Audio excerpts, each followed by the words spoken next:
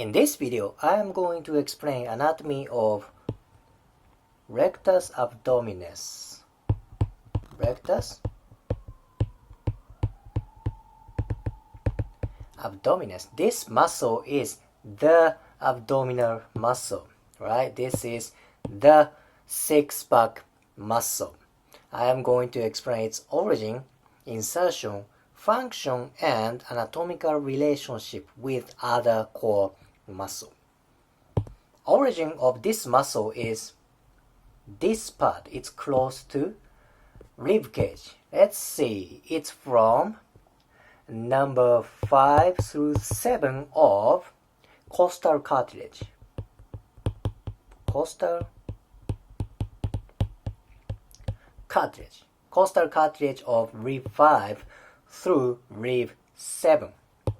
Okay, there is tiny bony prominent on midline.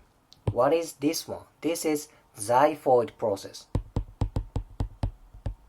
Xiphoid process. This is the most inferior part of sternum. Let's say this is sternum, and xiphoid process is right here. Rectus abdominis attaches on xiphoid process. And do you see this muscle? This is part of pectoralis major, pec major. I looked up anatomy book, and origin of pec major is from rectus sheath of rectus abdominis. Rectus sheath.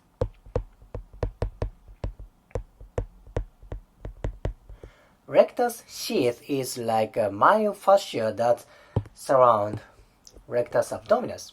Okay.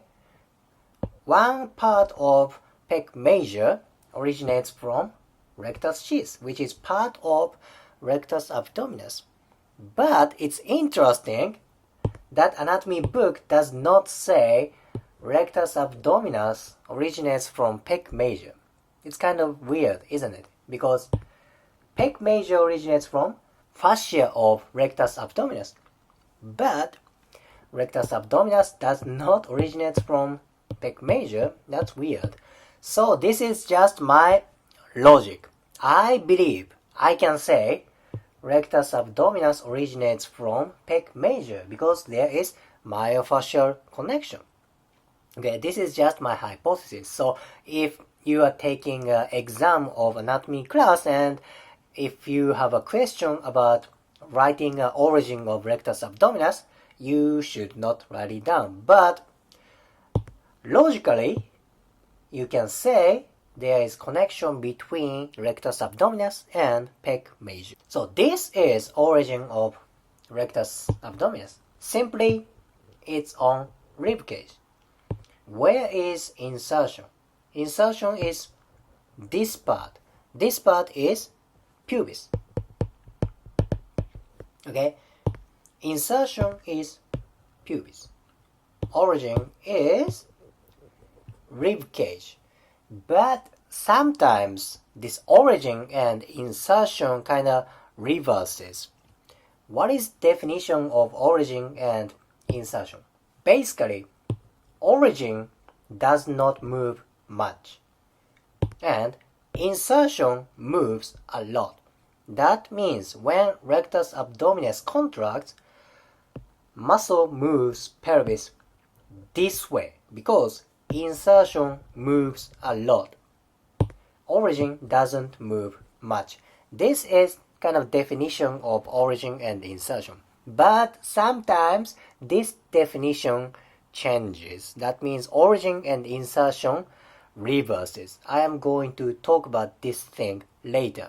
But let me talk about function of this muscle first. Okay, this is profile view. Origin is this part. Insertion is this part. So when this muscle contracts, that moves pelvis this way. What kind of movement is that? That is trunk flexion. Okay, flexion for trunk. And remember, rectus abdominis attaches on pubis. It brings pubis this way. What happens to pelvis? It's moved by this way. What is it? It's posterior tilt.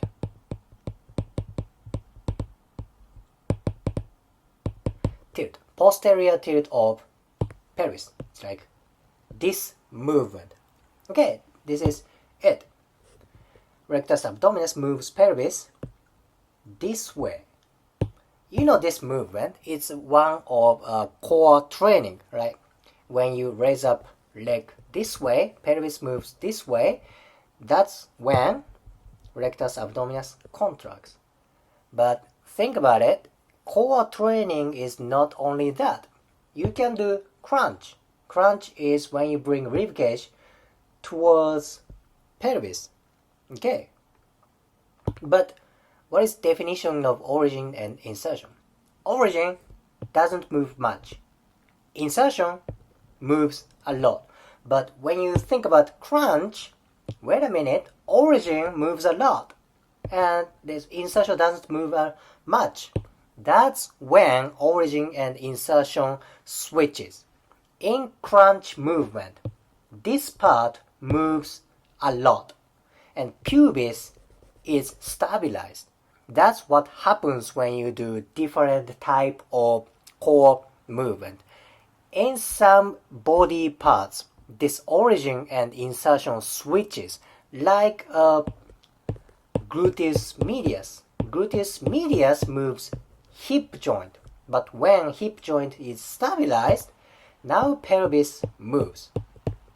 That's the origin and insertion is reversed, right? That happens depends on what kind of movement you do.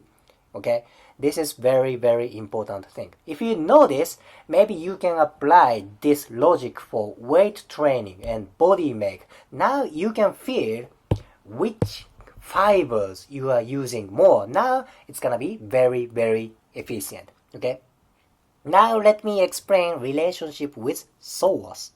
Again, this is rectus abdominis. This is psoas. What kind of relationship is there? Both rectus abdominis and psoas maintains posture, especially for core posture, and it can control lumbar spines. What happens when rectus abdominis is too tight or too loose? That affects a posture of abdomen, like loose abdomen or too tight abdomen.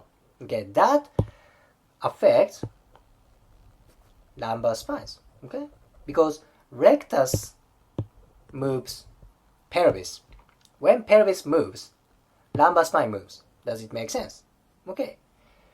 And when psoas is too tight or too loose, that also affects position of lumbar spine because psoas originates from lumbar spines. Makes sense. Then think about relationship between two muscles. Usually, rectus abdominis is too tight compared to psoas because rectus is very easy to see because it's in front of body. Now you can check on mirror or you can look down and check rectus abdominis. It's easy to see, it's easy to touch, it's easy to contract. But psoas is very deep muscle. You can't see this. It's very hard to touch psoas and it's very hard to feel psoas. Now psoas can be very weak and not many people are aware there's such a muscle. So tendency is psoas gets weak and rectus is too strong. That aggravate mechanics of lumbar spines.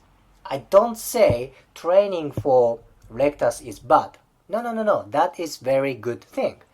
But when you focus on rectus abdominis, I want you to focus on psoas as equally as rectus abdominis. That is why balance between psoas and rectus abdominis is very, very important.